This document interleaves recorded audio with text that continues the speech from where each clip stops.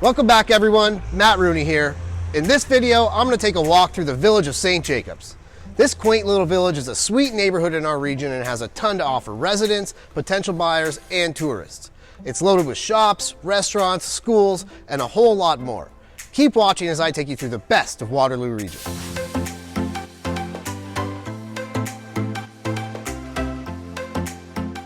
If you've seen a few of my other videos, you'll notice that I've already highlighted a couple of sweet spots here in St. Jacobs. If you haven't, feel free to take a gander as we've toured the market and showcased the Holiday Inn Express and the soon-to-be Staybridge Suites here in town. Today I'm going to finish off this part of our region by taking you through the Strip with all of the unique mom and pop shops, restaurants, the brewery, and everything else this small town has to offer. Located just north of Waterloo and south of Elmira, St. Jacobs is part of Woolwich township and has the roots of a rich Mennonite heritage. St. Jacobs really is a beautiful village surrounded by nature. There are farm fields as far as the eye can see, the Health Valley Trail, which is a huge walking trail that connects St. Jacobs and Conestoga, the Conestoga River, which is a runoff of the Grand and runs right through town, and there are tons of nature trails sprinkled here and there.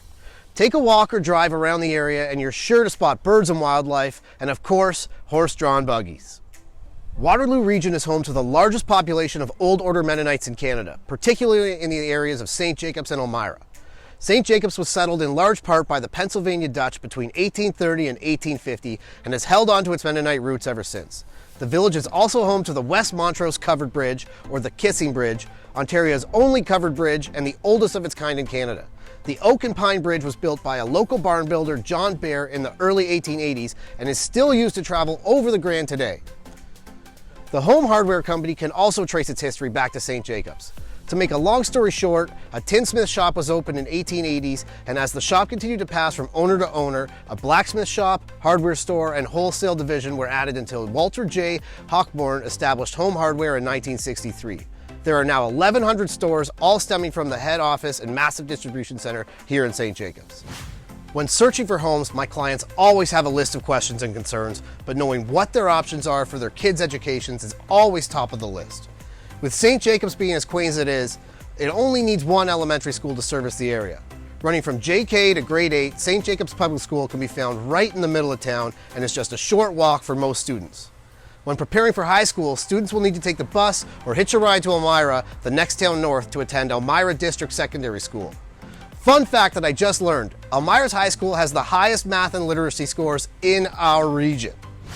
There's a ton to do and see when moving to or visiting St. Jacobs.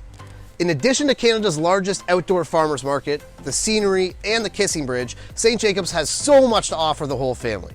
There's Drayton Entertainment's Country Playhouse Theatre, as well as the Schoolhouse Theatre, horse-drawn tours, and outlet shopping. Make sure you stop by the St. Jacobs and Foyle Model Railway. This model railway depicts Southern Ontario in the late 1950s.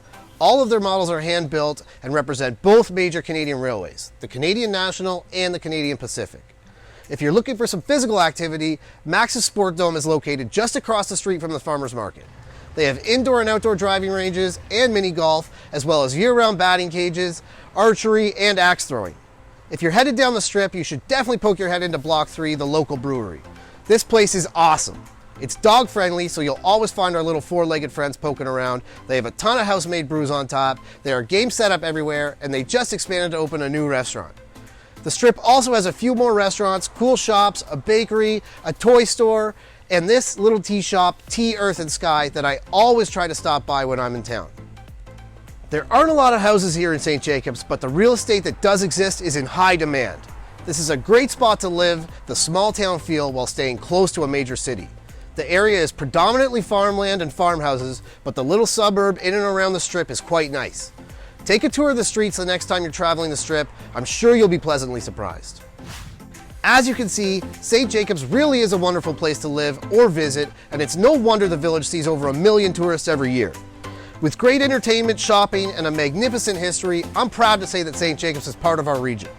Make sure you join me next time as I may be in your hood, and thanks so much for watching as I take you through the best of Waterloo region.